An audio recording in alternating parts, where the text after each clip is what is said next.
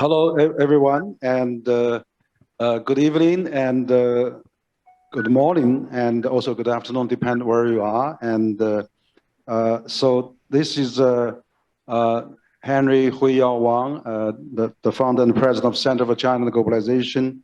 I'm very pleased to welcome all our friends to tune in to watch our live discussion on international seminar of the 20th anniversary of China's WTO accession, and 20 years of China's WTO membership from integration to interaction. So as we celebrate China's 20 years in the WTO, we are convened here to discuss China's evolving role in the WTO and trade cooperation with other member and also member states, including the US. And also with recent successful conclusion of the negotiations for the joint statement initiative on service domestic regulation. And also we are rescheduled MC12, which I think hopefully in the near future. We will also explore the prospects of reforms and new development of the WTO in the near future. As the largest multinational economic organization, the WTO modernization has increasingly calls for genuine multinational involvement, and China is also well positioned in reviving and also in promoting the multinational agenda for WTO and also for the post-pandemic times. So we are extremely honored and pleased today. We're going to welcome such a really star style that the panelists today. Actually, I'm very pleased to welcome so many well-known top international trade experts, and we have actually, the three current and former DDJ of WTO. We had also our friends from China and also from Spain on the WTO. Top experts. So I'd like to introduce them just one by one before our discussion. So the first, I'll introduce everyone in this alphabetic order. First, I would like to introduce Ms. Annabelle Ganalesi. He's the newly elected Deputy Director General of WTO. Congratulations. And she's a renowned expert on trade, investment, and economic development, and held many major positions in the government of Costa Rica, including the Minister of Foreign Trade of Costa Rica, and also has worked in the WTO and World Bank, and also was a non-resident senior fellow at the Peterson Institute for International Economics. So welcome, Annabelle. And also, I'd like to introduce another distinguished lady, Anrachi González Leya. She's the former Minister of Foreign Affairs of Spain, and she's an expert in international trade issues with 20 years of experience and served as a Chief of Staff to the World Trade Organization, Director General Pascalami, and as an Executive Director of International Trade Center, and also the Joint Development Agency of the UN and WTO. So our third distinguished guest, Mr. Alan Wolff, is the former Deputy Director General of the WTO and currently as a distinguished visiting fellow at the Peterson Institute of International Economics. He has conducted extensive research on developing reforms of WTO, responding to the roles of the US, the EU, and China, and in many international trading systems. And he is also the founder of a Trade for Peace initiative, which is joins the WTO and also international financial institutions and the peace community in the efforts to provide assistance to fragile and conflict-affected countries. So also Alan has spoke here at the CCG 2 years ago when I come to Beijing to meet Chinese Premier Li Keqiang, and with all these 5 international institution meeting with Chinese government. Now I'd like to introduce my very dear colleague and also the former Vice Minister of Ministry of Commerce, Mr. Yi Xiaozhun. But he is also the former Deputy Director General at the WTO, former Chinese ambassador to the WTO, and also currently he's the general counsel of the Network on International Trade and Investment System in Beijing. That's Minister Yi's new networks now. Besides his contribution to the China's WTO accession, he played a leading role in negotiating numerous free trade agreements, including China-ASEAN Agreement, China First FTA, and also many other achievements. I myself used to work in Minister of Commerce many years ago, so I'm very honored to have a colleague like Minister Yi. But also I would like to introduce another distinguished lady, also a former colleague of MOFCOM, Madame Zhang Yuejiao. She's the former chairperson of the WTO appellate body as the first Chinese national appointed to that position. And also she's the dean of the Institute for International Dispute Settlement, Tsinghua University. She holds several positions in government and academia in China, including as Director General of Law and Treaties and Minister of Foreign Trade and Economic Cooperation, and was one of China's chief negotiators on intellectual property. And she has also served as chief legal counsel for China's GATT resumption and WTO accession. So today is really fascinating. We were having such a great lineup of speakers and great panelists for discussion. So we know that this is actually, this few days is the timing of China joining WTO for the past 20 years, and great changes have taken place both in China and internationally on the trade and international economic development. So perhaps I would like to maybe start with Minister Yi, and since you're not too long ago coming back from WTO, and you have so many colleagues here, and if we talk about China joining WTO, you're probably the best person to start. Maybe Minister Yi, you first, please. Thank you very much, Hui Yao, for your invitation.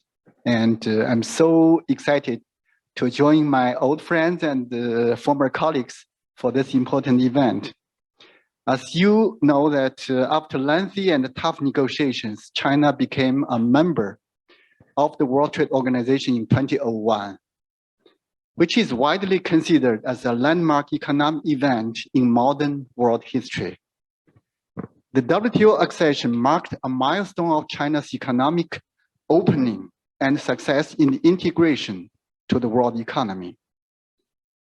China's trade opening, as well as global economic integration and the multilateral trade rules, worked together to facilitate China gaining extraordinary economic and trade growth.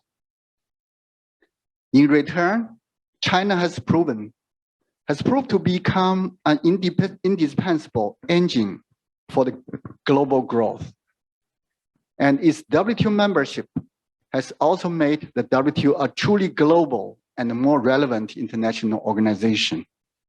China's successful accession has also inspired many other developing countries to join the WTO. As DG Iwela of the WTO stated a couple of days ago in Geneva, China has become the textbook case for how global trade integration can drive growth and development.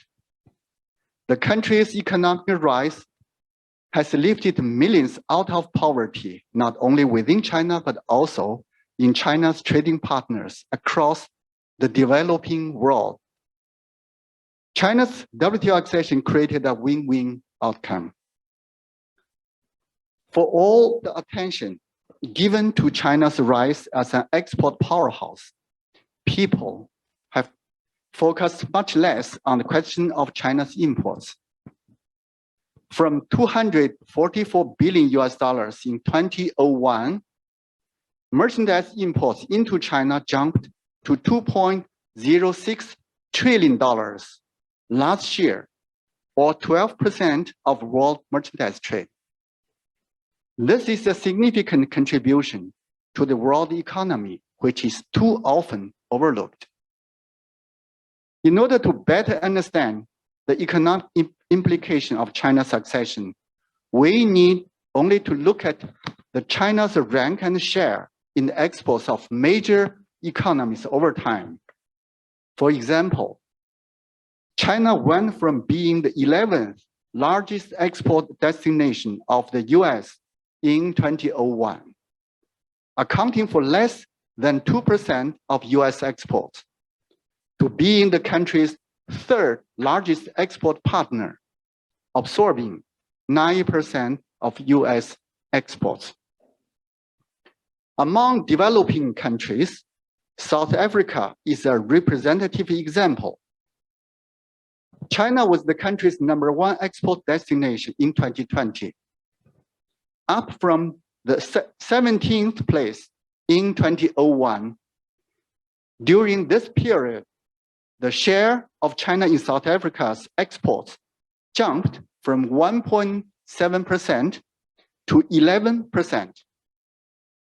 China is even more important for other emerging economies, including Brazil, where nearly 32% of exports go to China.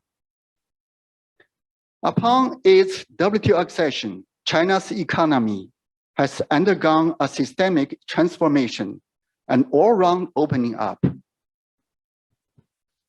The past 20 years have proven that by embracing globalization and integrating into world economy, China has successfully become a global manufacturing hub and a trade center. A wide range of Chinese industries, particularly those that were opened up due to China's WTO commitment, have emerged much stronger in global competition and climbed up the value chain.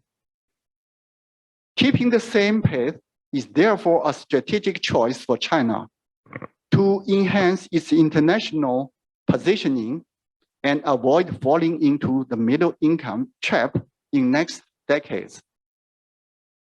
The less known reason for China's success in speedy development and industrial upgrading after its WTO accession is its proactive participation in global value chains. It's convinced that continuous trade and investment liberalization in the future will improve the business environment, attract foreign investment, and help China remain firmly embedded in global value chains. It, in return, will greatly reinforce its economic resilience to withstand various crises and risks and break the ill-founded decoupling argument. At present, the multilateral trading system is going through the most difficult moment in its more than 70 years of history. Trade protectionism is spreading around the world. The WTO is in deep crisis with the vacuum of leadership, stalled multilateral negotiations, and paralyzed dispute settlement mechanism. However, an open, non-discriminatory, and rules-based multilateral trading system that can keep pace with modern times is indispensable for the growth of both China and the world economy. In a multipolar world, China should promote a new pattern of collective leadership and good co-governance in the WTO. Therefore, China is needed to provide more public goods to WTO members by opening up its market and promote win-win multilateral cooperation. China is also expected to stay firm in observing multilateral trade rules so as to gain the trust of the members. Regarding the ongoing WTO reform, China should actively participate in the process and firmly uphold open, inclusive, and non-discriminatory principles, while preventing the multilateral trading system from moving toward protectionism. In conclusion, while China's huge achievement during 20 years of WTO membership are to be commended, the country must not rest on its successes. Our task now is to find a way to restore multilateral cooperation, keep strengthening the system, and deliver new reforms. In an increasingly interdependent and multipolar world economy, it is our shared responsibility to ensure that we bolster global economic cooperation and that we leave a strong and well-functioning trading system for the future generations. Thank you. Thank you, Minister Yi. And so you have really started a very good opening discussion. I think that China's accession to the WTO for the last 20 years has actually, we see the China's import from the world has gone up six times. Of course, China's export to the world has gone up 7 times. But I think, you know, that China has really contributed to the trade boom and prosperity of the world. So thank you, Minister Yi. I think, you know, probably talking about WTO, we cannot find a better person to talk than Minister Annabelle Gozinali. Yeah, so you are the DDJ of WTO. You're on top of WTO. You're currently looking after WTO. So perhaps you could share your view on this topic as well. So you know, Annabelle, your floor, please. Thank you. Thank you very much, Hui Yao. It's a real pleasure to join this important event. And I would like to thank you and your co-organizers for the kind invitation and also for bringing me with this great panelists to mark the 20th anniversary of China's accession to the WTO. Today, I would like to look at China's WTO accession through the prism of the past, the present, and the future. Starting with the past, China's accession to the WTO was a defining moment for China, for its trading partners, and for the WTO as well. It took 15 years of hard work and dedication from the start of China's accession process to its completion. When China finally became the 143rd WTO member in December 2001, the WTO took a big step in the direction of universal membership. The accession of China, with 1/5 of the world's population at the time, helped put the letter W in WTO, bringing the organization one step closer to truly world organization. And the strength and credibility of the WTO was improved with just over 6 years old at the time. China's accession also raised awareness of the WTO and its fundamental principles of transparency, non-discrimination, and cooperation, both in China and around the world. With China joining the organization, you saw many more government officials, business leaders, academics, and civil society representatives in China, but also across countries, paying much closer attention to the world global trading system, its rules, negotiations, disputes, and even sometimes even its day-to-day work in Geneva. In short, China's WTO accession was a big plus for the WTO. And it was, of course, also a big plus for China. Accession negotiations resulted in 44 bilateral market access agreements and over 750 pages of legal text. The commitments enshrined in those instruments provided an institutional anchor to the wide-ranging process of opening up, reforms, and liberalization that China started in the late 1970s.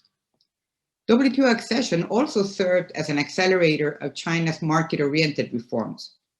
In the run-up to its accession, China revised and updated a large number of laws that broadened market access opportunities, streamlined the trade regime, and created a more attractive investment environment.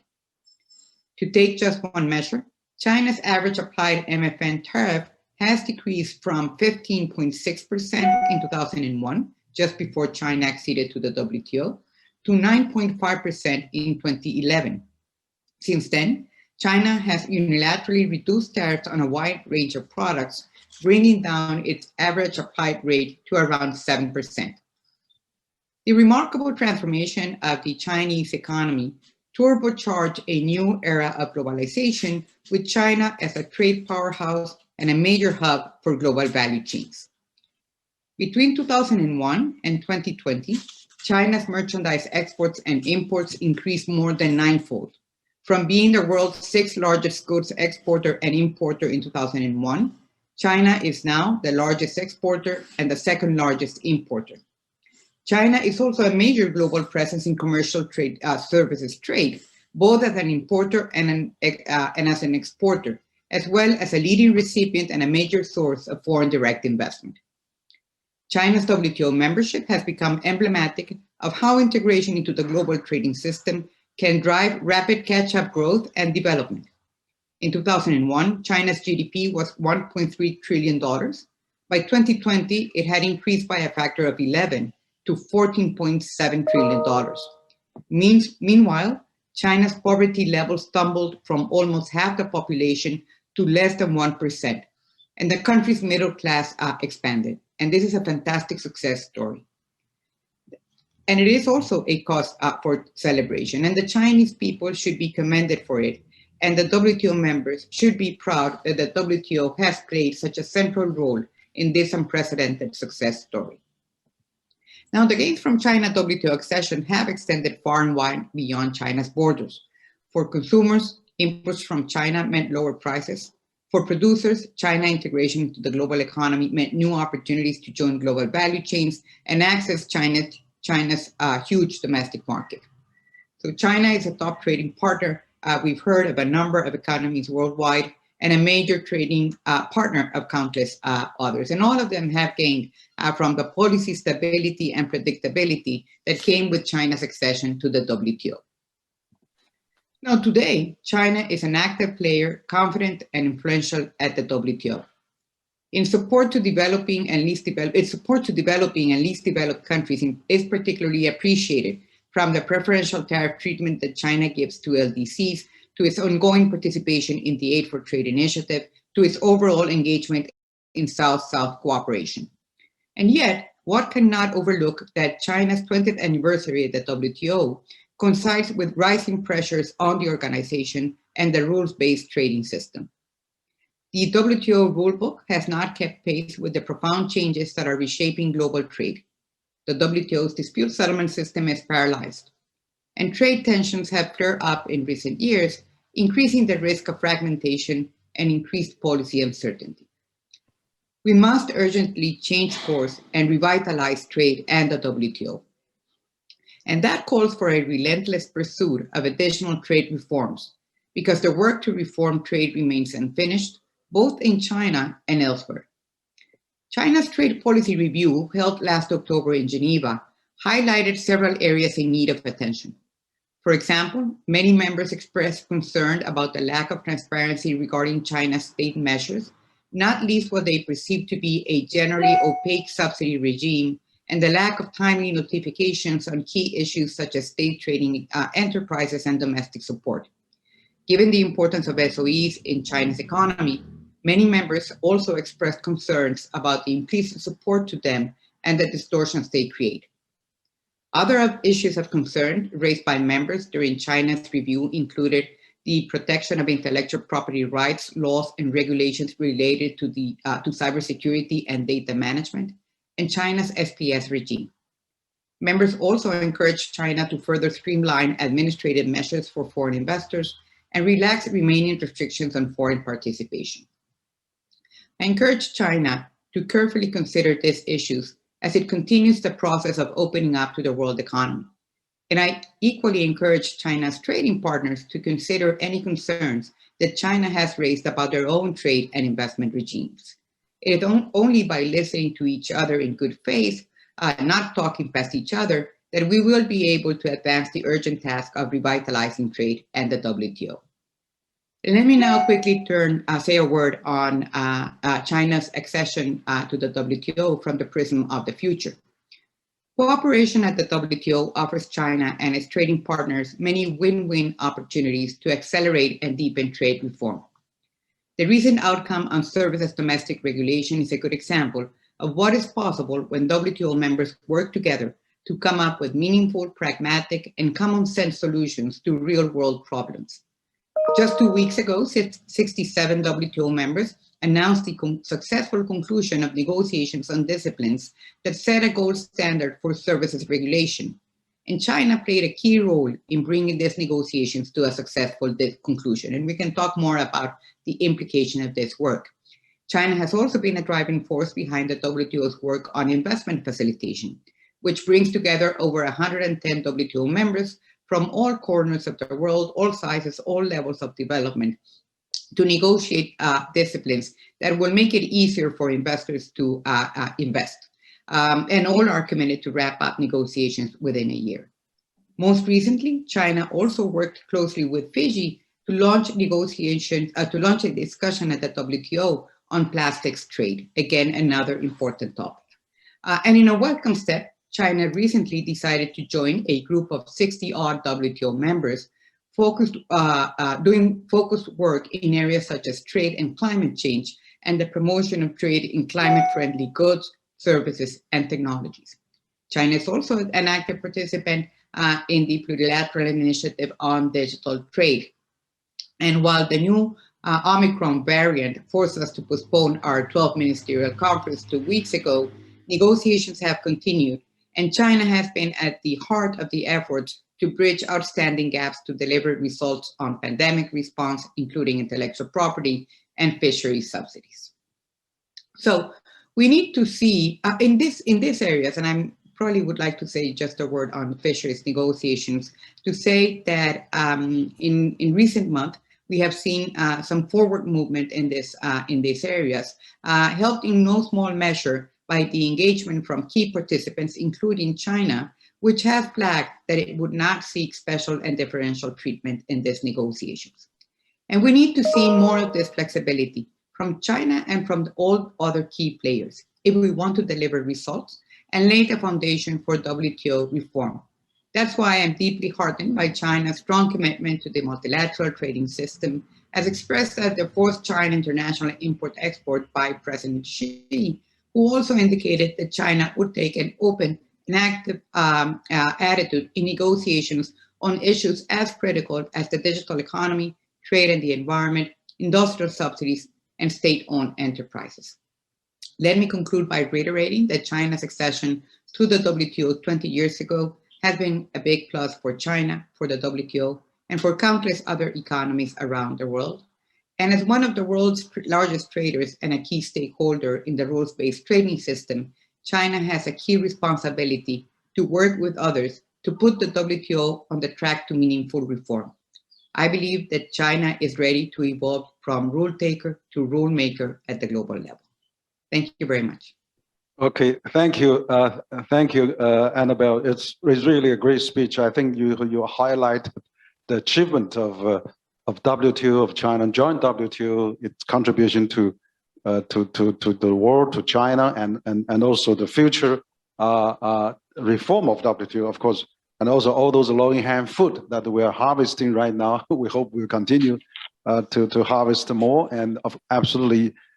You have summarized so well. I think this is really great to know what we have achieved, what have done so far, and what we can aim for the future. So thank you again. Now I'd like to invite Richard Gazalesi Laya. You are an old expert, old hand. You are not very old, but you are old hand on the WTO. And you've been the chief of staff, and you were also witness of China joined WTO for a long time. So now you also the former foreign minister of Spain. So you have a much larger area to look after in addition to the trade. So what's your view on China joining WTO for the last 20 years, and how do you look at the past 20 years, and what's the future lies ahead? So for your floor, please, and Richard, please. Well, thank you very, very much for this invitation to celebrate the 20th anniversary of China's accession to the WTO. If this was a wedding anniversary, and I think in a way, China becoming a member of the World Trade Organization was some sort of wedding. And I think that by now, I would argue that Those that participated in the wedding are no longer newlywed after 20 years. But if this was a wedding anniversary, the 20th wedding anniversary is the porcelain anniversary. Now, China knows porcelain very well because China invented it. And porcelain, we know, is both strong and delicate. And I think this anniversary is a good image of where we are today, 20 years later. Let me outline where I think the strength part is. I think the WTO is stronger as a result of China becoming a member of the organization. We've heard this. With China representing 1/5 of the world, you cannot claim that the WTO is really global, is really world, if China is not in it. So it gave the WTO a big legitimacy push when it became a member. I think accession also made the WTO stronger in that the insertion of China into the global economy happened within a framework of rules. And this generated predictability, as opposed to having the insertion of China follow just simply the laws of the jungle, where, it's all about the survival of the strongest. It laid a framework that gave predictability, and this was good for the WTO. It also made China stronger. It helped the Chinese leadership manage this enormous transformation of its economy that ultimately resulted in the eradication of extreme poverty. This is an incredible achievement by all standards. I also think that WTO accession made the rest of the world stronger. It provided businesses with trade and investment opportunities around the world. It gave consumers choice and access to products and services like never before. But above all, it ensured that China would be seated at the table to manage in a co-responsible manner the growing interdependence that we have seen in this last 20 years, whether it's in the area of trade, whether it's in the area of finance or on climate change. The name of the game is growing interdependence. But if we are to be fair, I think we also have to recognize that 20 years later, there are fragilities that need to be addressed if this porcelain that is the WTO is to keep providing this strong insurance policy. I want to focus on 3 concrete fragilities that we need to address, that the world needs to address together. The first one comes from the impact that this large insertion of China into the global economy has had, the impact that it has had on Chinese business and on Chinese citizens and workers, but also the impact that it also has had on on businesses, workers around the world in other countries. It's difficult to dissociate the impact of China from the impact of other transformations that have happened in these 20 years, and most notably, the big technological transformation. It's difficult to disentangle the two, but it's fair to say that there's been winners and there's also been losers. And what we have learned from this fragility, from the fragility of the losers, is that countries need to strengthen social safety nets if we are to keep alive the idea of continuous trade and investment openings. The second fragility comes from the WTO rulebook itself. It needs a serious reform if the WTO is to adapt to the big changes that have happened since China became a WTO member, but also from the big change that is that China today is a systemic actor. So what China does or what China does not do has a very clear impact, a substantial impact on the rest of the world. Now, we know, we've heard this from previous speakers, we know that the rules of the WTO on public subsidies, whether these are on agriculture, on industry, on services. We know that rules on state trading enterprises. We know that rules on the digital economy. We know that rules on market access need a serious update. And I think that here, China should not just engage in this conversation. I think it's important that China co-leads this discussion. This discussion is not about economic changes in economic systems. It's not economic system change.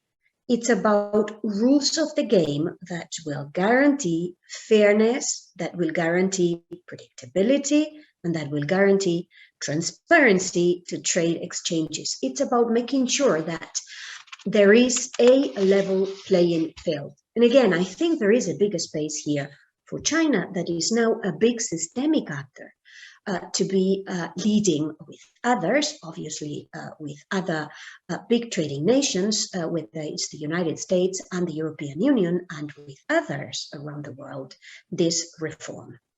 The third fragility comes from the belief that unilateral policies, that inward-looking plans, that unfair practices, or even disengagement from the system will protect and will provide an economic and even a geopolitical advantage.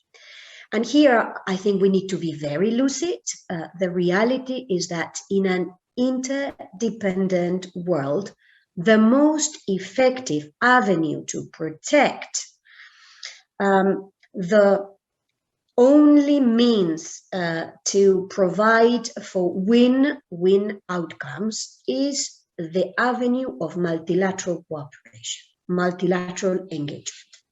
And I want to stress this because I think this has to be central to looking into the future to ensure that we continue strengthening by dealing with the fragilities that the trading system has. So congratulations, China, on the 20th anniversary of becoming a member of the WTO. I very much look forward to more engagement from China, not just in the next 20 years, but first starting with the next 20 months. That will be essential to whether or not we are capable of reshaping the global trading system and its future. Thank you again, 谢谢, and looking forward to continuing in this dialogue. Yeah, thank you, Rancha. Yeah, excellent point. And you also, summarize well the China's, accession to WTO. What has the impact it has made? What is the positive? What are the fragile things that you think in the future we can look into again? And so those are really very stimulating ideas, and also your idea of how we can working for the next 20 months to really save WTO and really promote WTO, and couldn't be the better time. I think also particularly with the pandemic complication on that, so we really need to work together. That's why we're having 3 or 4 WTO current past officials sitting here representing different regions of the world to talk about this issue. Now, I'd like to maybe invite Alan. Alan, you are the old trade expert. I mean, you and Minister Yi just accomplished your terms at the WTO as a DGJ, and you have a vast experience. And of course, you're coming from a very large trade nation as well, United States of America. So you've been to China, you've been looking at the issues. How do you think of the WTO accession for China in 20 years has made, the benefit to both China and world, and also to the extent, and the U.S. actually supported China join WTO, and so I think it's also brought many advantages to not only China but also U.S. and multinationals are now all in China, very active, and also for the rest of the world. So perhaps Alan, you can give your perspective on China's 20 years into WTO. Alan, your floor, please. Thank you very much, Yao, and it's good to be with former colleagues and great experts on the WTO and on China's participation in it. Arguably, I'd say the action by the WTO to bring China into the system was the most important action it took in its 26-year history. And you could also argue that the accession of China to the WTO was one of the most important steps that China took in its economic interrelations with the rest of the world. While all the 164 members of the WTO benefit substantially and have benefited substantially from the WTO, I'd say that China was second to none in terms of the benefits it achieved. As been said by my colleagues on the panel, hundreds of millions of Chinese came out of poverty. The lives of China's people were greatly enhanced. And but this is not the end of history. It's an unfinished story. The expectation of China's trading partners in 2001 was that China would continue its integration with other economies in the global economy. The purpose of the WTO is a shared commitment to ever greater openness of trade on fair terms, free of distortions. It's about convergence based on this ideal. By joining the WTO, China pledged that commercial enterprises, whether or not state-owned, must act solely on the basis of commercial considerations, buying and selling decisions free from government interference or influence, and that market-oriented behavior is expected of all, not just China, all WTO members. The WTO rules should make this basic tenet, I think, explicit, should be adopted. China has said that in any new trade agreement will take on responsibilities in line with its capacity. That's extraordinarily important, a praiseworthy commitment. Acting in accordance with it will increase trust in the trading system. The G20 leaders have repeatedly called for WTO reform. As the world's second largest economy, largest exporter of goods, China has the resources, including expertise in the WTO, which is demonstrated this morning on this panel, to take a positive leadership role, as Arantxa just said, in tandem with others to bring about necessary reforms. So what are the reforms that are necessary? Serious negotiations are needed, first, to yield new agreements liberalizing trade further and extending the rules of the system. We saw that with domestic regulation of services. Second, to restore dispute settlement seen as legitimate by all. And third, to develop the WTO as an institution with an executive secretariat to be more effective as an administrator of the trading system. A necessary early topic for expansion of the scope of the system's rules is crafting disciplines over industrial subsidies, as has been mentioned by prior speakers. It's unlikely that dispute settlement reform can be achieved without disciplines on industrial subsidies. Failure to address this subject will result in continuing trade conflicts. China will be both the recipient of complaints and the complainant with respect to the conduct of others. Areas of potential conflict should be reduced by providing clear international disciplines on both industrial and agricultural subsidies. 1 month ago, as was mentioned, speaking at the China International Import Expo in Shanghai, President Xi Jinping said that China is open to negotiations on industrial subsidies and state-owned enterprises in order to be accepted into the comprehensive and progressive agreement for the Trans-Pacific Partnership. The issues involved should be resolved also on a multilateral basis, not just on a regional basis. China has been in the forefront of joint statement initiatives, as has been mentioned, in plurilateral negotiations, facilitation of investment for development, domestic regulation of services, the e-commerce discussions. China now should join with other participants in those joint initiatives to assure that the outcomes of the negotiations are included as a formal matter as part of the WTO's fully acknowledged agreements. They have to be regularized. They have to be brought into the WTO and accepted. China was and is essential to deal with COVID-19 and future pandemics. The WTO's members have yet to act collectively to set rules to which this and future pandemics can be dealt with more effectively in the trading system. It's imperative that that take place. China can also make an important contribution by joining the pharmaceutical agreement for duty-free trade in pharmaceuticals, as it's a major player in that area, and by updating the product coverage of the information technology agreement, including goods that are pandemic related, IT products.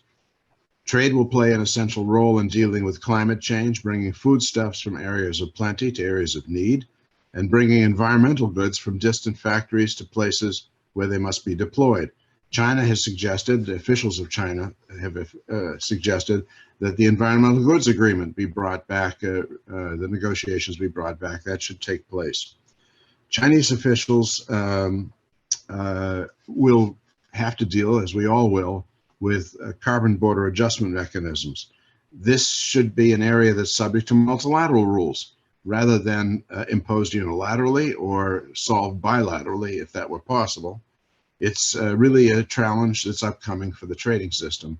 And there will be conflict if there's not mutual agreement at a multilateral level. China is an essential party to each of the subjects I've just mentioned. And beyond those challenges of global health and climate, of course, there are geopolitical strains in international relations that can threaten trade, have been threatening trade. Trade becomes weaponized. Active management is required. The multilateral trading system was founded in the middle of the last century to underwrite and sustain peace. Pascal Lamy spoke to this issue, by the way, on a webinar on Friday. It was really very eloquent on the subject. The WTO can and should play a positive role in achieving this objective of maintaining peace in the face of current challenges. It should not be an issue that's shirked. China should move to a more active role in making the WTO succeed. That's been said, that it should take a leading role. I agree with that. It should join with the United States, the European Union, Japan, others, a few like-minded countries to preserve and improve the WTO by leading the reform effort. Under the GATT and the WTO, the economies of the world have become increasingly interdependent. This should be a cause for celebration and not fear. Strenuous efforts will be needed to keep global economic integration as a positive development, bringing about shared economic growth and sustaining peaceful relations. The world, of course, is very different than it was 20 years ago. The WTO is now in crisis. It's not in China's interest or in the interest of other members that it fail. The key anniversary for China in the WTO, I think, is not this one. It's the China at 25, the 25th anniversary mark. I don't know whether that's probably not porcelain, and Arantxa may know what it is, but I don't. Looking back from the 25th anniversary, the question will be, what has China done to sustain the multilateral trading system during these next 5 years? At events marking China at the WTO at 25, those speaking on panels like this one, I assume CCG will have such a panel, will be able to evaluate what President Xi Jinping meant when he said at the Shanghai Expo, "We support the WTO reform in moving in the right direction. We will not change our resolve," I'm quoting from Xi Jinping, "will not change our resolve to open wider at a high standard. We will not change our determination to share development opportunities with the rest of the world, and we will not change our commitment to an economic globalization that's more open, inclusive, balanced, and beneficial for all." I look forward to that panel discussion. Thank you very much. Okay, great.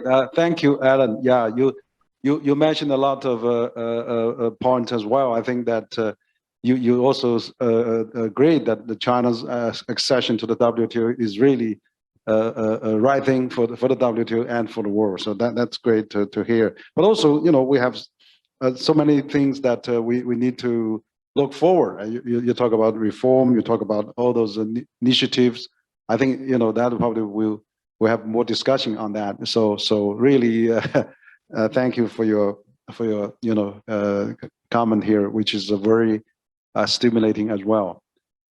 Now, last but not least, I would like to have Yue Zhao, my former colleague, but also a top legal expert at the WTO and rule and transparency and development. So Yue Zhao, you've been so long in the WTO field and also at the ADB and all the other international institutions and MOFCON, of course.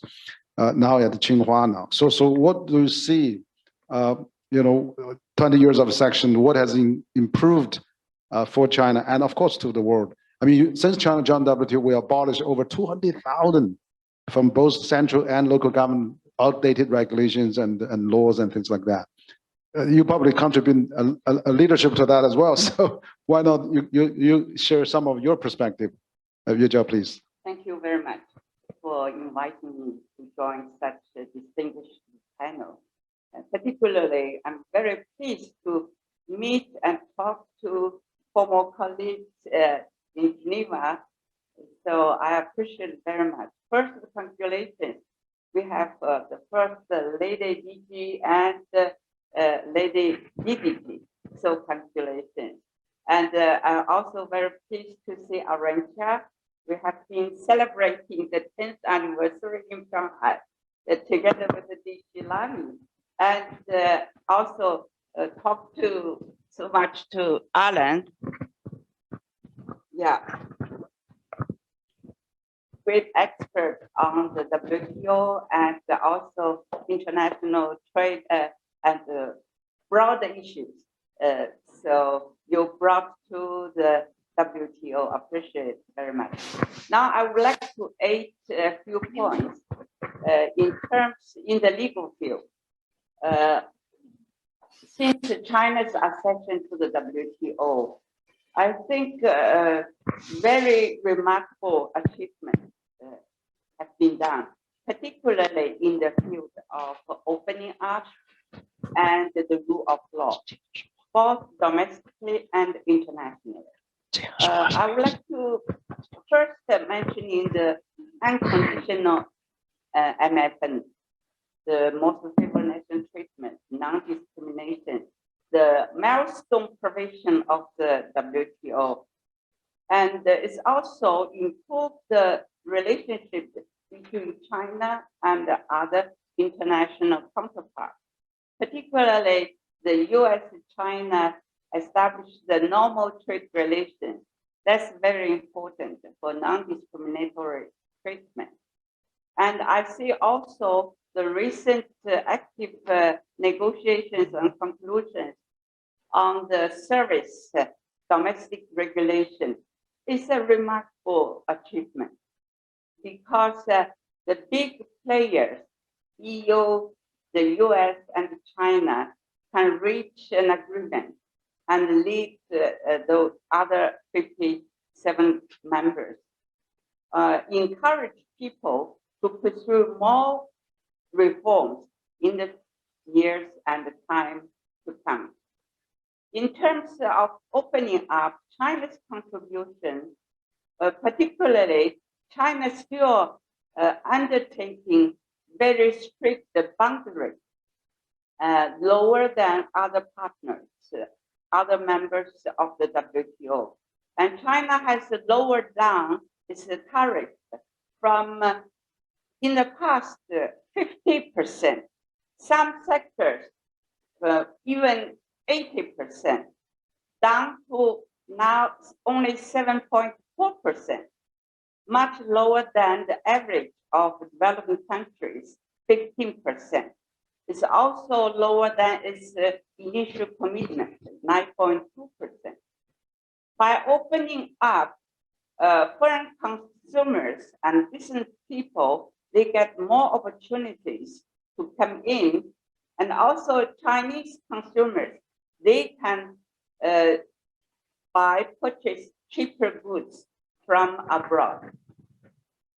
In the field of rule of law, very significant.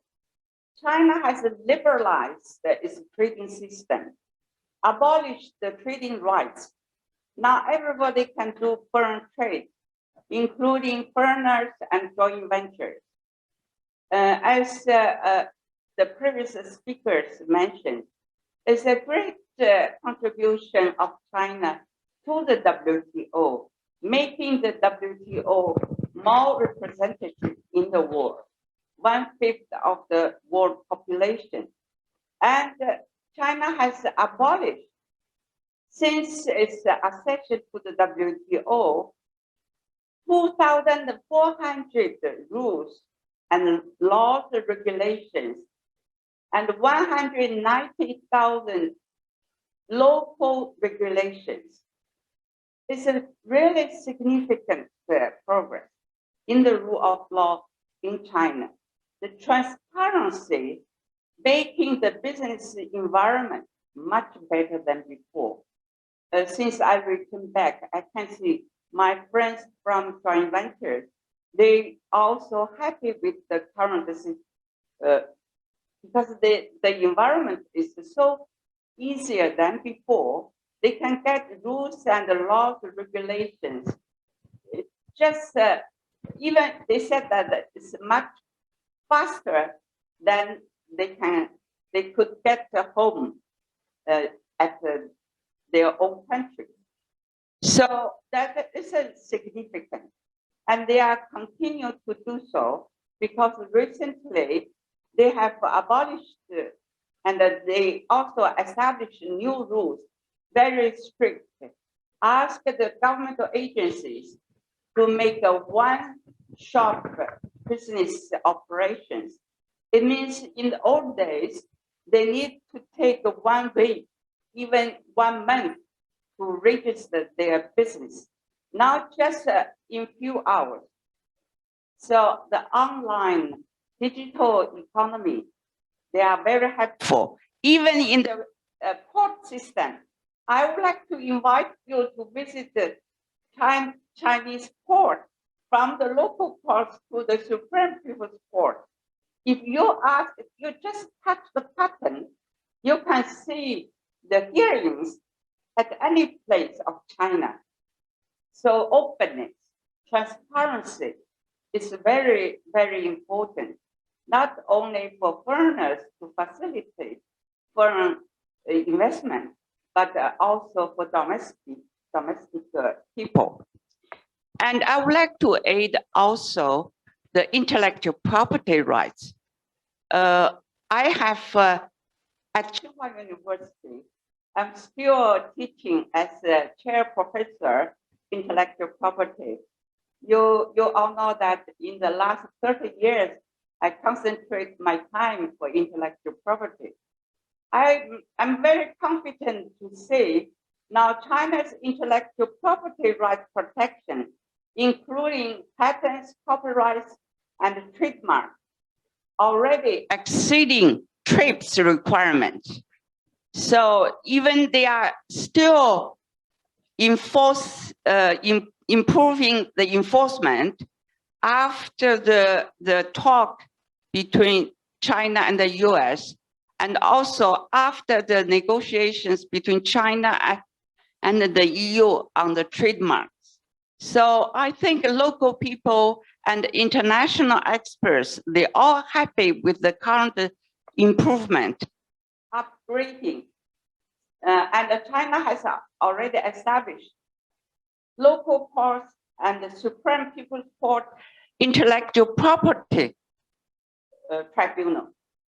So that's the foreigners, they are very happy. They said that at home, they do not have such convenience, such level of protection. And I would like to aid also in terms of dispute settlement. Peaceful solution of dispute is one of the principles of international law and United Nations charters. And China participated actively in all the dispute settlements in the WTO as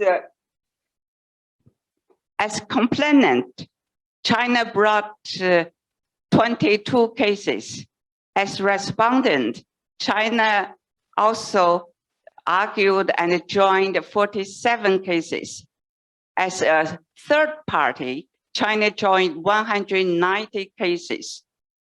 I think that not only for the clarification of the provisions of the covered agreements, but also to train, to upgrade the skills and the knowledge of international law and WTO rules.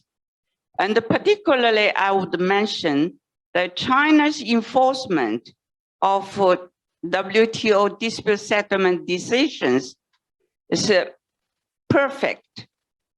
As former DG Lamy said, it's A+. From the appellate body, I witnessed by myself and my former colleagues that China has enforced all those decisions. Even for the case of intellectual property copyrights, China has amended through the People's Congress, the highest legislative body of China, is a copyright law, Article 4, based on the panel report decision. So it's unprecedented in China, the rule of law history. Even in the world, so in the legal circle, highly appreciated by other people, honored its international commitment, Pacta sunt servanda. In concluding my remarks, I would like to call that the resumption of the appellate body should be as soon as possible.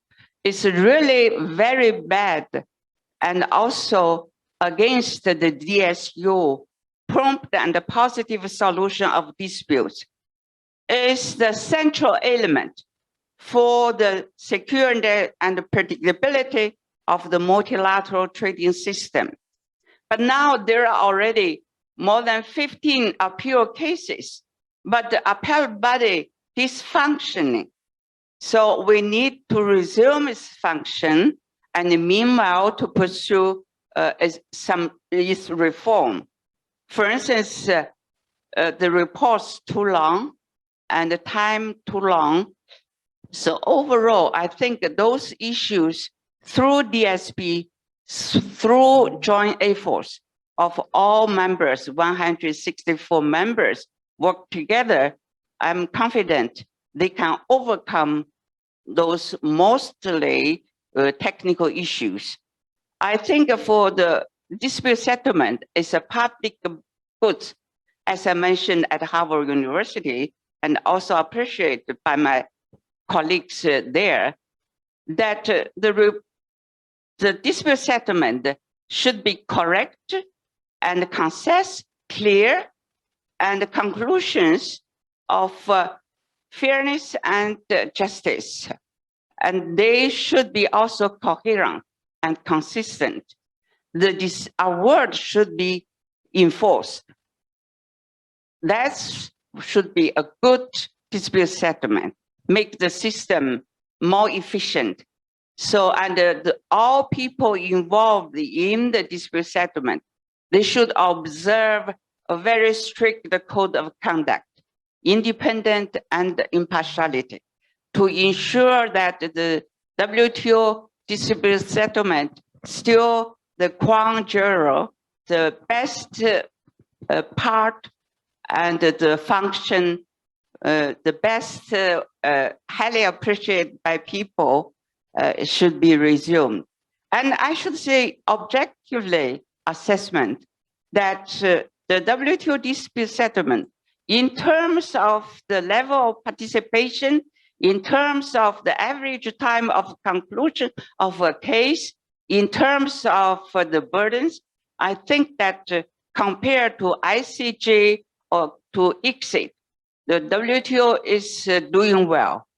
And maintaining the two-tiers system to have a correction of legal errors is very important.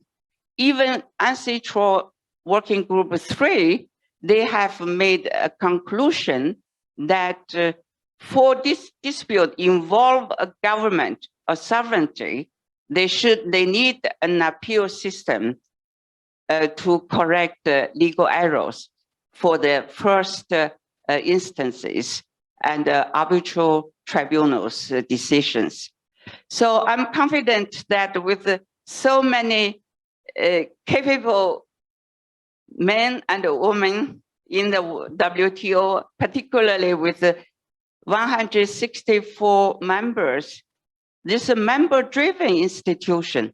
So if we work together with a political will and join hands in hands, I think that we can keep the momentum as we prepare for the MC12. Unfortunately, it's postponed, but for those outstanding issues, we can overcome. I hope that during my next time to revisit the WTO, the appellate body can function well, smoothly. Thank you. Okay, great. Thank you, Yejao, and a fascinating discussion. I think we talk about you give a more expert talk on legal, what China has done, has achieved, and abolish all those unfit laws and regulations to connecting the world into global standards. That has really done so well. So now we have finished the opening section. Now we get into the discussion second part of our panel. So I think now we can have some further discussion. I really agree to opening remark, and we mentioned that WTO and trade is really a great peace stabilizer. I mean, after Second World War, we had the Bretton Woods system, we had the World Bank, IMF, WTO, GATT, WTO. I mean, really driven the world for the next 76 years. And now, at that time, when WTO was set up, GATT was launched, the world is only about 2.5 billion people. Now it's 7.8 billion. So the world has really grown out of its original size and shape. And so how we can really continue to make trade prosperity a peacemaker to really to hedge on the geopolitical tension, as Alan also mentioned. But so how can we do that, and how can we really stabilize? Now we have the 5 tonight and this morning, 5 current and former senior WTO officials on the same panel. I mean, we have a representative from US, from EU, from China, from developing countries, all aspects. So it's really a great occasion for us to talk further. How can we really continue to reform WTO? What are the low-hanging fruit where we can get further progress? How can China, US, EU, and all the other countries, 164 members working together? So I'm thinking, loudly here, and maybe that's where we can discuss in the next phase of this round. But also, we know that MC12 is still upcoming, but we don't know when. But certainly going to come in. But how we can really achieve progress, like we did on the service trade, did on the plastic trade, on the investment liberalization and facilitation. Maybe we could push for digital. We could push for other areas, and so how can we further do that? And also, we know that the G20 has proposed a global corporate minimum tax, where all the big multinational has to pay 15% no matter where they do business. That's probably a great idea. So how can WTO avoid this widening gap in some developed countries? 1% of the top wealthy is equal to 40-50% of mass population. And China is often become the scapegoat for things, domestic policies. So those are really interesting issues. And so perhaps on that maybe we'll start again. We will have Minister Yi to have some second round. We also have Professor Tu, the Dean of the WTO Institute of University of International Business and Economics, with us tonight. I mean, you will be later on comment on our discussion as well. So Minister Yi, maybe you can start again. We have a second round of, also reflect on what we have talked so far, and how do we continue the WTO reform. Mr. Yi, please. Well, thank you, and I'm very pleased to hear the comments by my friends and colleagues, and I'm extremely happy to hear the comments from Arancha. You mentioned that China's accession is a kind of wedding. My big question is how long this honeymoon can last. And we already hear some noise that maybe it's time to divorce. I hope it will not happen, but at least we can hear some noise. And to me, I think the biggest challenge is nowadays, there's no trust in the organization. That's the key reason for the difficulty to have any multilateral cooperation. And then I also heard that Arancha mentioned twice or even more times about a win-win approach. I think that's the key to resume multilateral cooperation, to deliver new agreements. But how can we resume that spirit? If you continue to stick to a zero-sum approach, then it's hopeless to see any new agreements. And for China, my reading is that China is more than willing to cooperate on any positive multilateral agenda. I checked that in the past, if you check a Chinese record in the WTO, China participated in all positive issues in the WTO, including ITA expansion, trade facilitation agreement, environmental goods agreement negotiations, fish negotiations, GPA negotiations, and all joint initiatives. I think that shows that China is willing to advance the WTO on any issue which has a potential to deliver. But meanwhile, can we assume that we will see a good willingness from other parties to cooperate? That's my biggest question. Great, thank you, Ms. Lee. Yeah, I think my impressions are from this discussion, the current discussion. We have 5 panelists, which has been very eloquent and convincing. That we need to strengthen WTO. We need to have not only have a 20 years wedding. We're going to have a silver wedding, maybe 25 years or even 50 years gold wedding. we need to. All country needs to be innovative, actively pursue that. So I think we have this consensus. Basically, we are here that people all felt WTO needs to be pushed forward for reform, and also, we are now also facing pandemic. Maybe I don't know the patent of pandemic sharing. Those. Vaccine patent, things like that. How WTO can help country get out of the pandemic and trade issues. So we hear so many good recommendations and suggestions. And then for CCG, we've been a think tank for pro-trade, pro-liberalization, and pro-facilitation of investment, and we'd love to really push forward. And now we see also the regional trade liberalization going on. January 1st, RCEP will be really kicked off, getting in effect, and China has applied with CPTPP. And this morning I had a dialogue in this office with ambassador from Mexico, from Chile, from Colombia, from Peru, and 3 of them are TPP members.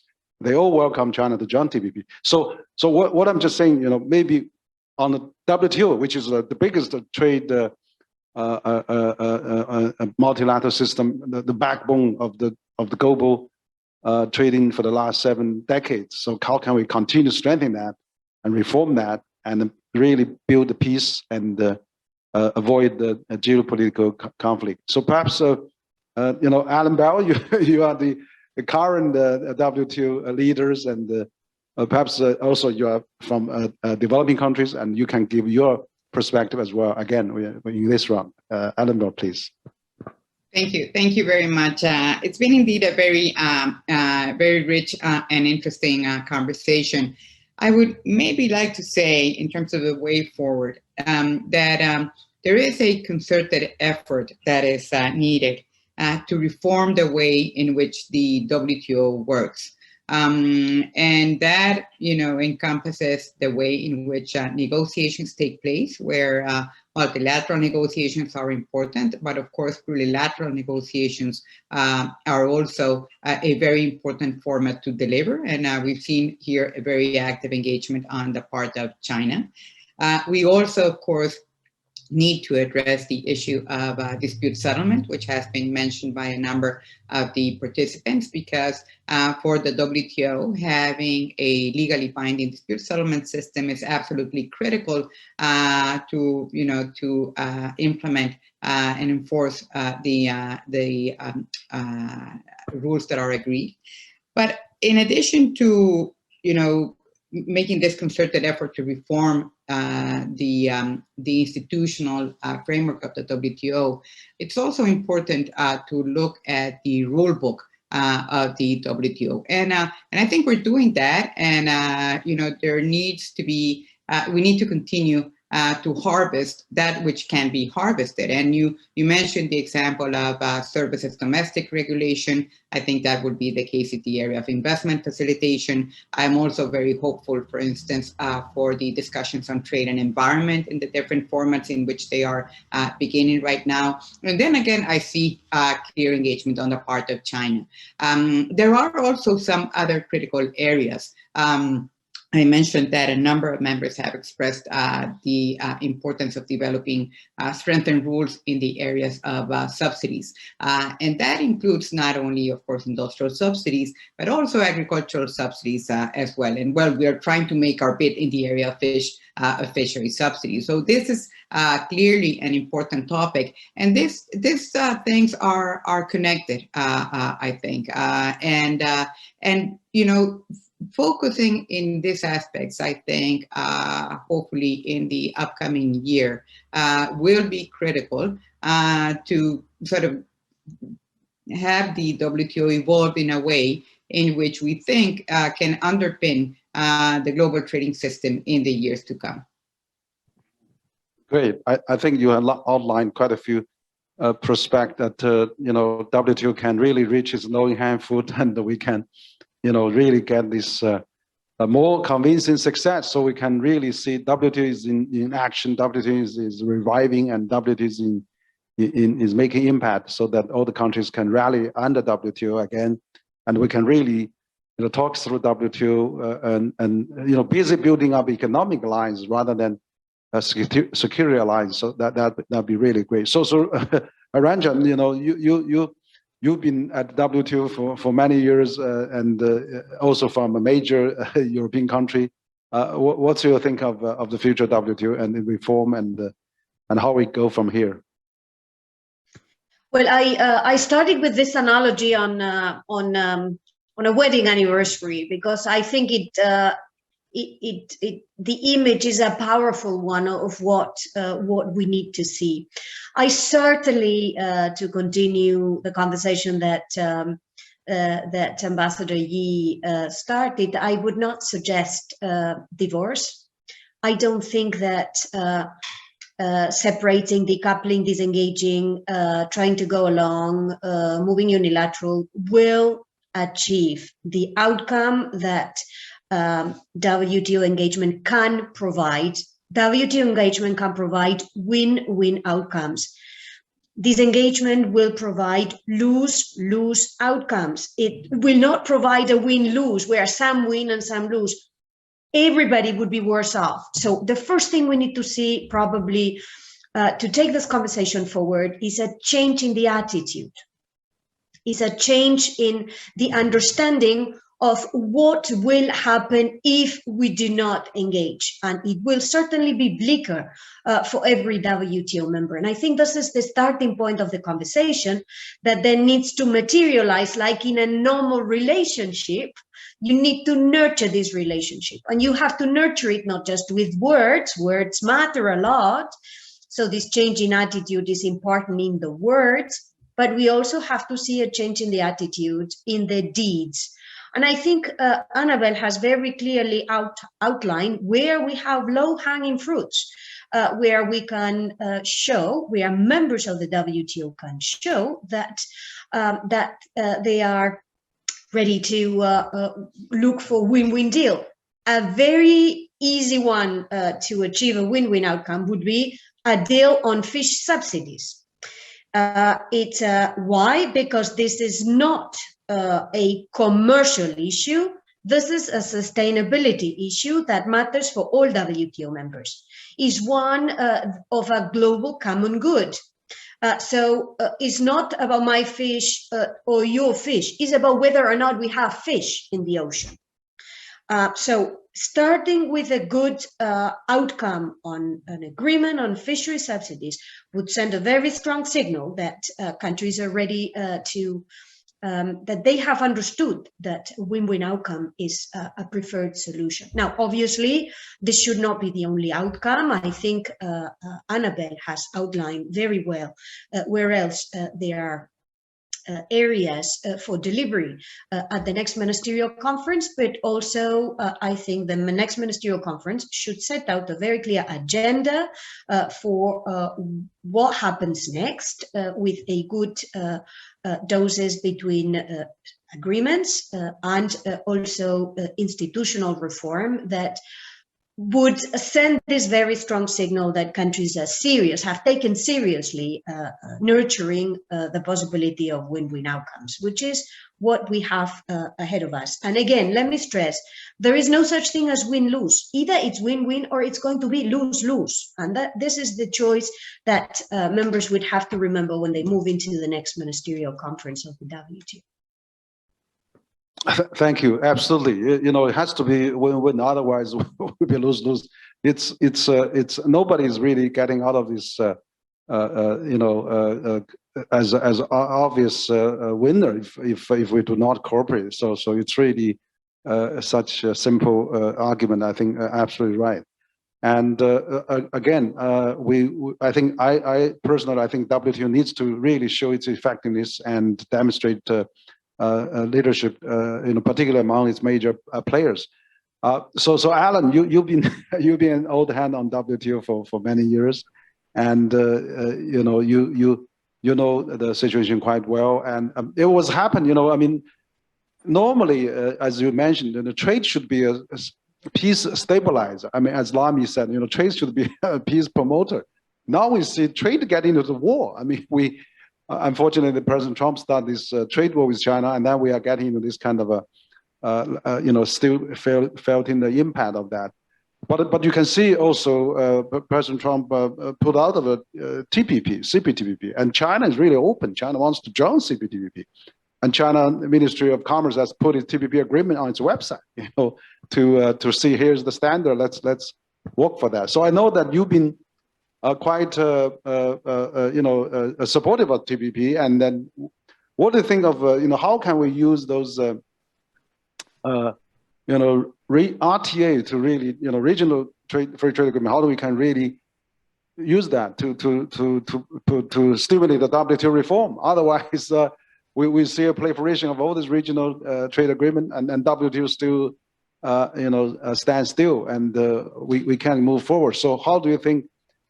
Countries like US and EU and China and all can we work together? I mean, we really have to work together and to really see this WTO going forward. Perhaps you can share your wisdom again, Alan, please. Okay, thank you. There is no substitute for actually getting to some degree of agreement on various subjects. So at the COP26, there was a multilateral effect.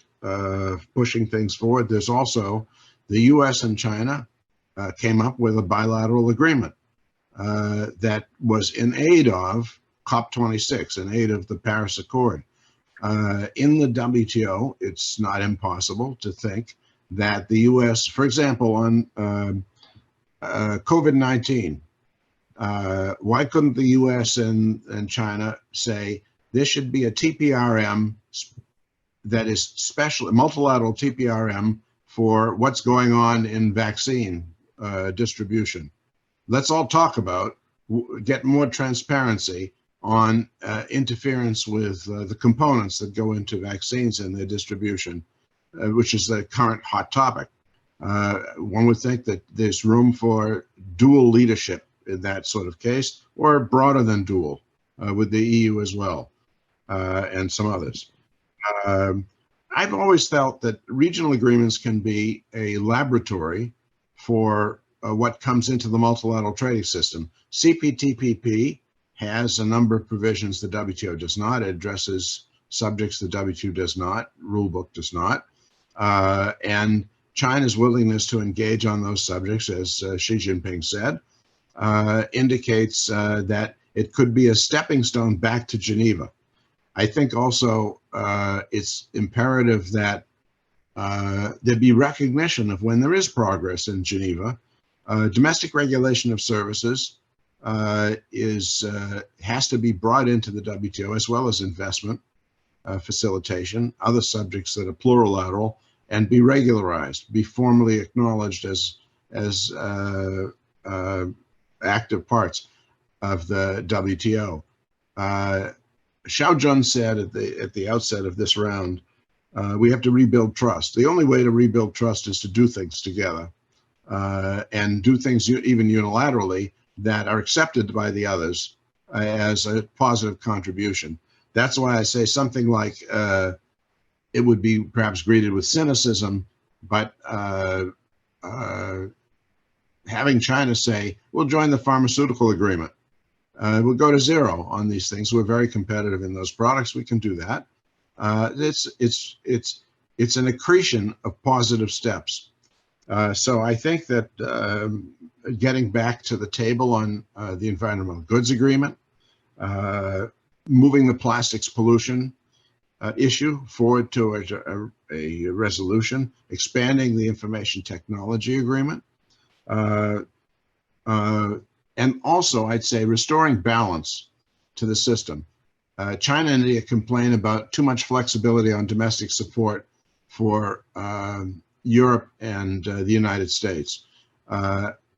Those two participants in the system should be able to say, all right, we can discuss that. We can do that.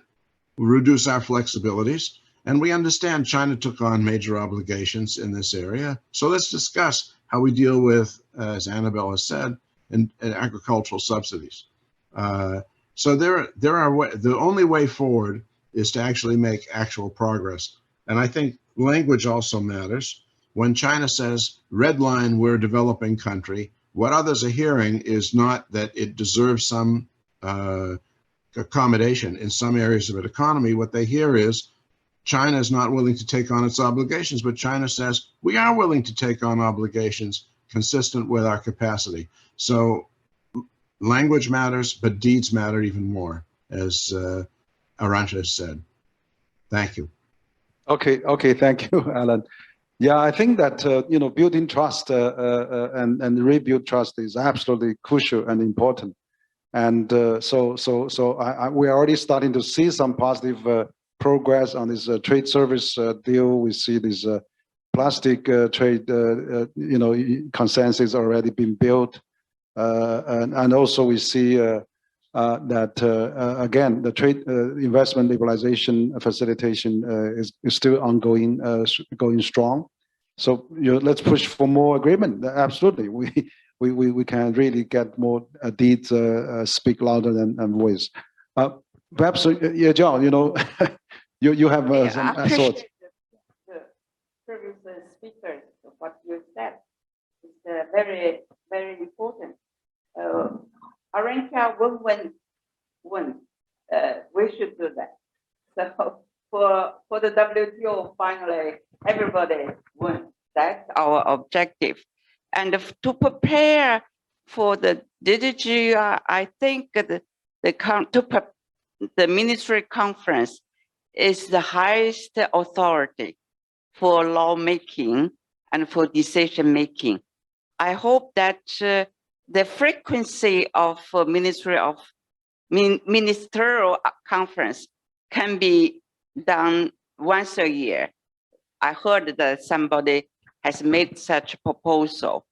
But on the other hand, we should make a good preparation for future, for the next MC or the next of next to underline.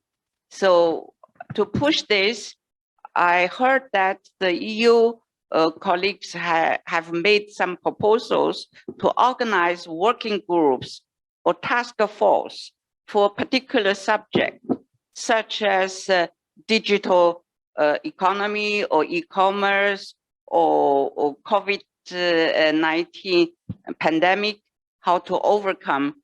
So if we collect the views, then to overcome, to narrowing the differences, can make the negotiations faster. So Alice mentioned twice, I appreciate that President Xi Jinping mentioned during the recent import-export on the importance, the position, China's accession to the WTO 20th, and China is willing to take active approach to join those talks and the reforms. I have learned, and also some local experts, they start to think about those subjects, including climate and trade and the labor rights, and also investment, their social responsibilities. So all those, I think that are quite positive. And for subsidy, I'm very happy to learn that can be two sides. Both are flexible.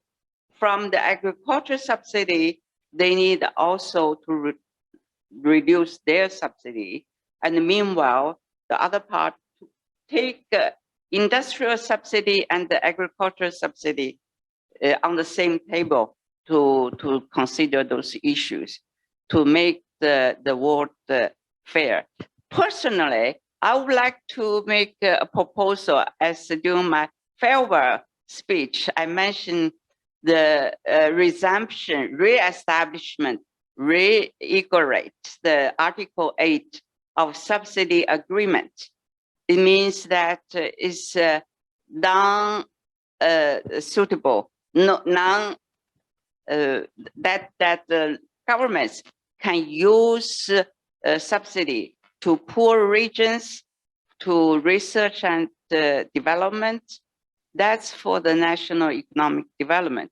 And for the whole world to achieve UN SDG, they need also to reduce the gap between poor and rich, wealthy economies. So I think Article 8 is still very critical. So I hope that sometime can put on the agenda of the future MC meetings to consider. It's not actionable. Otherwise, just spend time. And meanwhile, I have also personal proposal that's to use more mediation as a vehicle to settle disputes, because the timing is just too long for litigations, formal dispute settlement procedures. For some small economies, some small matters, we need to encourage bilateral consultations or mediations to settle their dispute. And meanwhile, we can, through the DSP, make the settlement of the mediation be enforceable. It's binding on the parties, no matter the form. the form of the dispute is not so important. How to make it faster, prompt, and positive is and the solution is the objective. Thank you. Okay, thank you, Joe, and a lot of good suggestions and recommendations. I think that is really, the spirit of this discussion tonight. We are seeking common ground. We are trying to make further proposal recommendation, and we are really build up consensus. So absolutely, I think with all of you very senior current and former WTO senior officials, is really great. We come together and talk about this, taking the occasion of China's 20 years accession to WTO. But also, I mean, I know that US is interested in giving up some patent on vaccine. China's interested in doing that. There's many things WTO can discuss as well. And also now we know that infrastructure become a common public good, and every country felt so strongly. President Xi announced 1.2 trillion, a trillion of infrastructure bill, and the EU just last week announced this European Gateway, 300 billion EU. Of course, China has done this Belt and Road initiative for the last 8 years. So there could be how WTO can facilitate investment on infrastructure, and maybe that many things we could talk into. Now, we got 20 minutes left. We want to get into our Q&A and common discussion.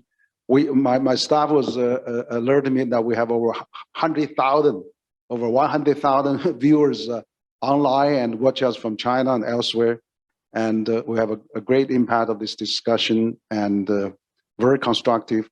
So we have Professor Tu here, but also we have some media people in our conference room right now, and maybe they can have some questions. So Professor Tu, what's your view about the discussion we have, and the comments, the questions you have? But also, you are the Dean of WTO Research Institute at UIBE. So why don't you give us some of your comments and a question to our panelists? Oh, okay, thank you. Thank you so much for joining the seminar. I think this is the most professional panel on WTO issues I have ever seen. I have learned a lot from your points, but I just want to raise a question, actually.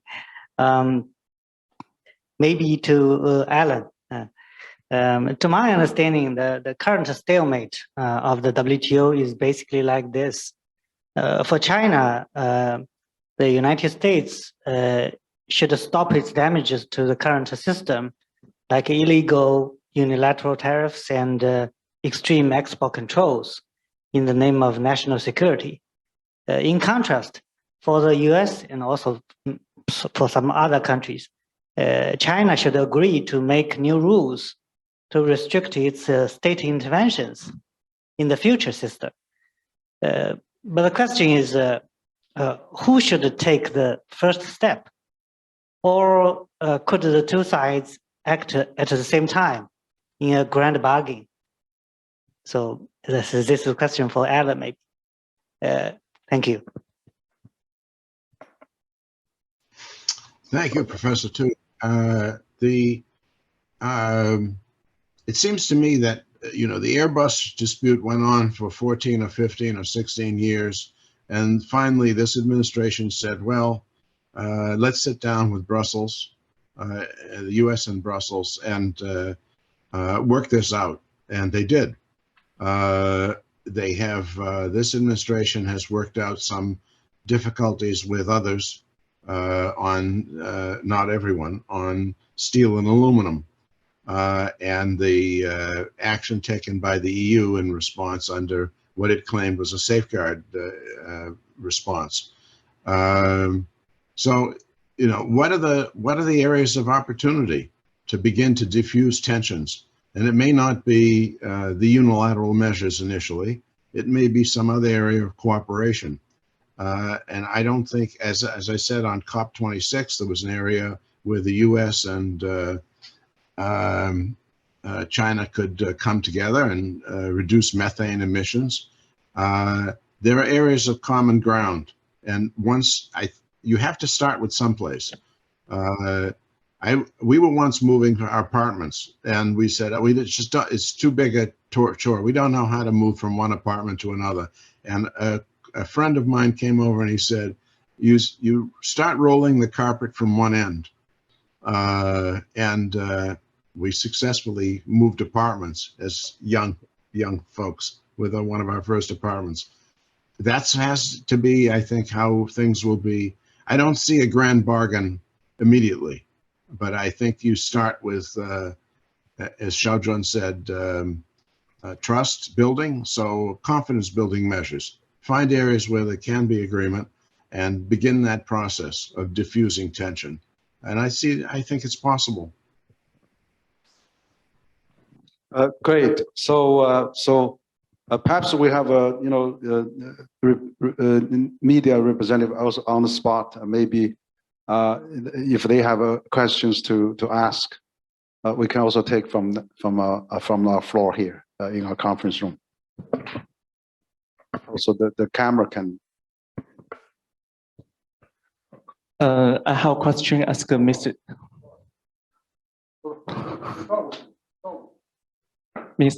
Li Yi. I want, what role do you think China should play in the WTO and its reform? Look ahead, how can China play a further role in WTO reform and the promotion of the trading semester? Thank you.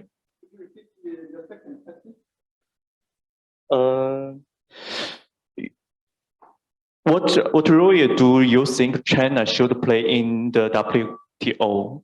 Thank you. Yeah. What is the second? 中国在 WTO 如何发挥更重要的作用？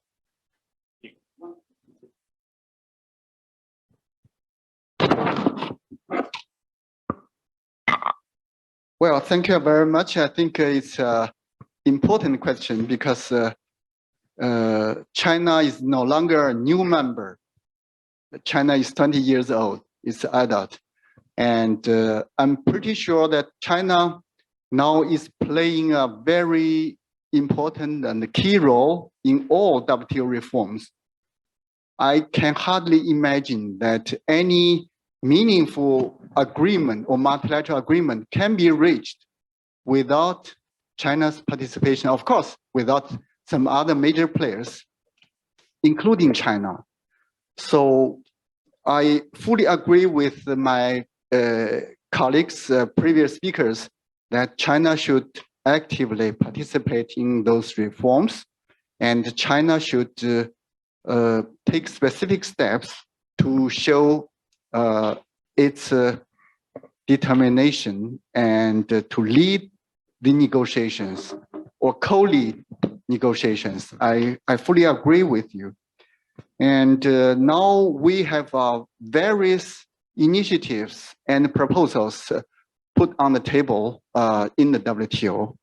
And I think China should support all those proposals which are in line with trade liberalization, in line with trade facilitation, and which can strengthen the multilateral cooperation, to strengthen the fundamental multilateral principles like non-discrimination and others. And so to me, I think China can do a lot, but China cannot do it alone. I mean, China has to work together with other major players, with other developing countries. China should also provide some comfort for least developed countries. And so at the end, we can see a balanced outcome of this multilateral reform, and we can see a stronger multilateral trade organization. I think both China and all other WTO members should be part of the solution, not the problem. Okay, thank you. Do we have more questions from the floor? 现场还有问吗? Maybe Madam Zhang could answer that again. I just want to add that we need to jointly build up the confidence, trust, and also forward look to work together, cooperation, very important. Now, this moment, the event of China accession to WTO 20 years anniversary is a good opportunity. All universities, all companies, agencies, and ministries, they all have their joint summary conclusions of the past and forward-looking. So they have also put already on the table several proposals how to further pursue the domestic reform, meanwhile to join the WTO reform. I think it's a good opportunity. I hope that to prepare the incoming MC12, we can build up mutual trust and confidence. I hope that the major media, they should play important role to positively, because when I heard some, the WTO is bad, no, I said already several years ago that the WTO shall never die, because it's an important contributor to the reduction of the fragmentation of international law. Now it's an important part of public international law, very important. Even for regional free trade agreement, they have to follow the WTO principles. So the WTO is still very, very important in international trade, in the global economy. Yeah. So I think I'm confident. So we need to jointly to do more. So thank you also. Yes. The CCC is doing excellent job. Even Thank you. my first visit. Okay, thank you. Yeah, thank you. We still have many people in the office here. So any further question? If there's one more, okay. 贝杰，有吗？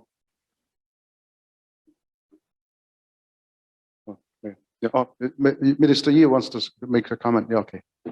No, I don't have a question, but I want to echo what stated by Annabelle about the frequency of ministerial meetings. I think there's a big problem in Geneva.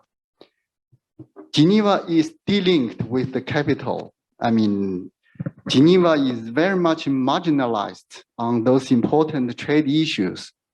So we need to find a way to reinforce engagement with the ministers and the senior officials.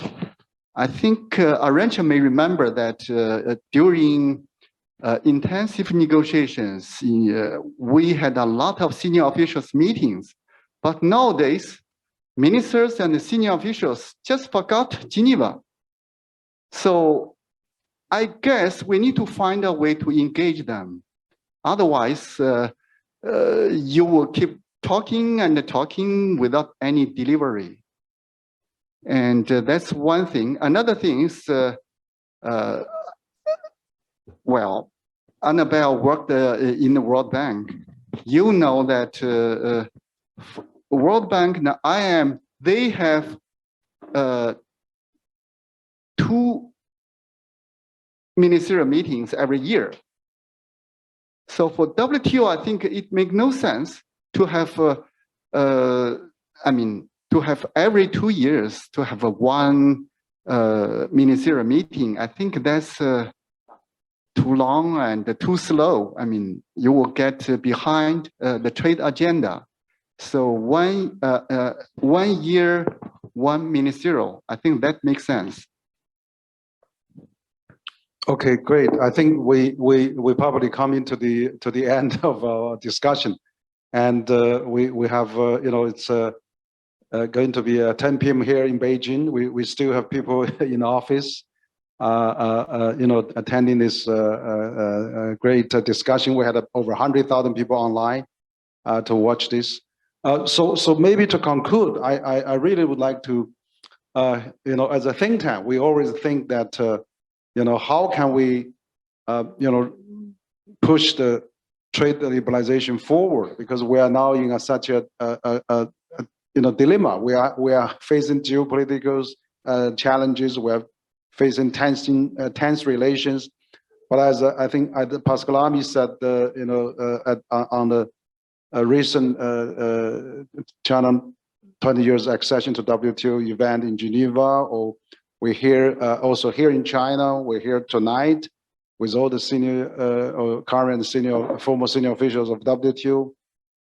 We all felt that WTO trade, prosperity, and peace stabilizer for the world. I mean, we really have to build up the trade mechanism ever strong. And so maybe to conclude, we each of you maybe have a 1 or 2 minutes to say, what's your hope for the WTO, and what you think of the most important strengths of WTO, and how we can live through this turmoil, or maybe the challenges that we are facing in the globalization process. The road may be zigzag, but the future is bright. But again, we need to build up trust. We need to work together. We need all the consensus to build. So maybe I'll start with Ambassador Yi to again, we're going to summarize our final words. Well, one sentence: my dream is to resume the trust between members and reactivate their multilateral cooperation. Okay, Annabelle, and you are currently leading WTO. What's your point? How we can make forward? So you know that the new year is coming in the Western world, and a little bit after that in China. So I have 5 best wishes for the WTO in 2022.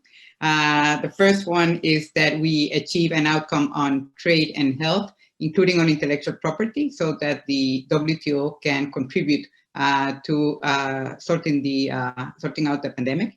The second one is that we can solidly anchor the discussion on WTO reform, in particular in a topic like subsidies. The third one is that we harvest important negotiations like investment facilitation for development and digital trade. The fourth one is that we can deliver on trade and environment, including on fisheries, but also on the new initiatives that are being launched. And the fifth, and maybe most important one, because it is absolutely necessary to achieve the other 4 wishes, is for leadership and engagement on the part of China and on the part of the larger players, so that we can continue to make a WTO that is stronger, fit for purpose, and that will serve all of its members. Thank you. Yeah, thank you, Annabelle. As also wisely said, all this is really great. I mean, again, you mentioned the 4, not so high-end food, but we have to get there. We have to reach it, and but that depends really on the 5th, that we have to exercise strong leadership. Both for China, US, EU, and many other countries. So that's great. I mean, we hope that that's the consensus we are having. Actually, we have to, work together, united, and to really make the trade a big peacekeeper, peacemaking for the world. And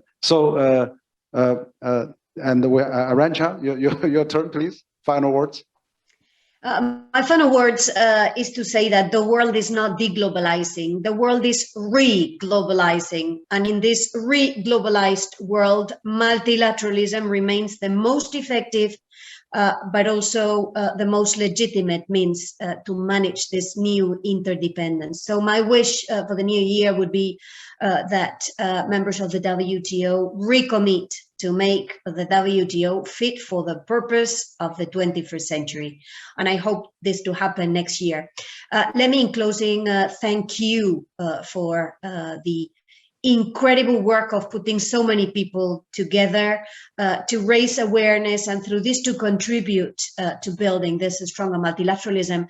And let me also congratulate the efforts of the WTO Director General, Ngozi Okonjo-Iweala, for relentlessly reaching out to all WTO members to get this new spirit of multilateralism moving forward. Thanks again. Yeah, thank you, Rencha. Yeah, so great. I mean, re-globalize, that's a great word. It's even better than recover. So let's re-globalize. So we hope that we renew this new season spirit. You know, let's work together, and that'd be really great message to all of us. So Alan, I mean, you know, you've been to China many times. You've been to CCG before, and we're always good to hear from you. Your final words, please. Well, I think it's important for the leaders of the major players and actually all the WTO members to emphasize the benefits of trade. It's not just a PR exercise, it's reality. So the Biden administration now has worked very hard to make sure that containers can get past the ports in the United States where there's congestion so that Christmas can be celebrated with presents. And where do those presents come from? A lot of them come from China. They certainly come across the Pacific. So it's imperative to point to, as Arantxa said, we're living with globalization that is not retreating, it's expanding. That in the pandemic, if you go into a store in the United States and you want to buy masks, there are mask mandates in various places, including the state I live in. Where do those masks come from? They come from China. So there has to be a great awareness of interdependence, which is not harmful. Interdependence is helpful. And in the United States, there's a lot of talk about worker-centric trade policy. And Ngozi Okonjo-Iweala has talked about the fact that the WTO is about people. And that has to be emphasized and brought home with, as we've all said, deeds as well. So agreements to facilitate the flow of trade. So that's my hope for the new year. Make a good beginning with MC12 whenever it comes about, and come together to make the system work better. Thank you, Alan. Yeah, absolutely. Interdependence. That's really what we need, and also let's work together. So yeah, John. I mean, you are the final words. Very important final words. I fully agree with what you have said. That we have a good opportunity to watch and to work together. I remember that we joined the WTO Public Forum with Tanzania, the DG, Trade Works. I still take this word, that trade works even under the pandemic. So I hope that we can overcome the pandemic, COVID-19, and we can get a reunion soon. And since the holiday seasons come, not only in your countries, but also in China. So I wish you Merry Christmas and Happy New Year, and also Happy Chinese Lunar New Year. Great. So, thank you. Yeah, perhaps Professor Tu, your final word as well? No? Okay. Okay, great. Absolutely. No, we have come to the end of a fascinating discussion. We have 5 senior current and former WTO officials coming from China, US, EU, and also a developing country as well. So we have well represented here. We have a well balanced food for discussion. I think we'll take a lot to digest. We're going to write up a good report on this, and also we have hold this in a very the New Year spirit. Let's really look back, but also look future. even more important, and to resolve our difficulties, and then also to really to try to achieve new progress and breakthrough for the WTO.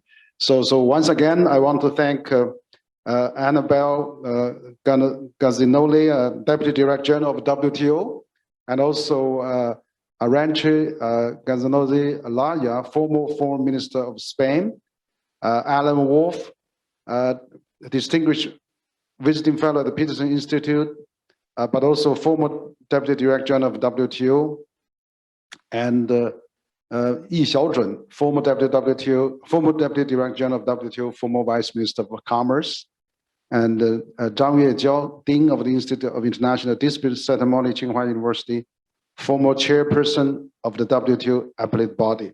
My name is Henry Huiyao Wang. I'm the President and founder of the Center for China and Globalization.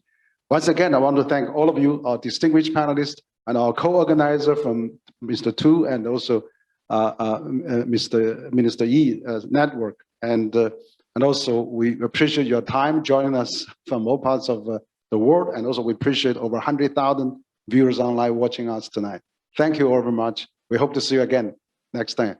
Merry Christmas and Happy New Year. Thank you. Thank you. Happy holidays.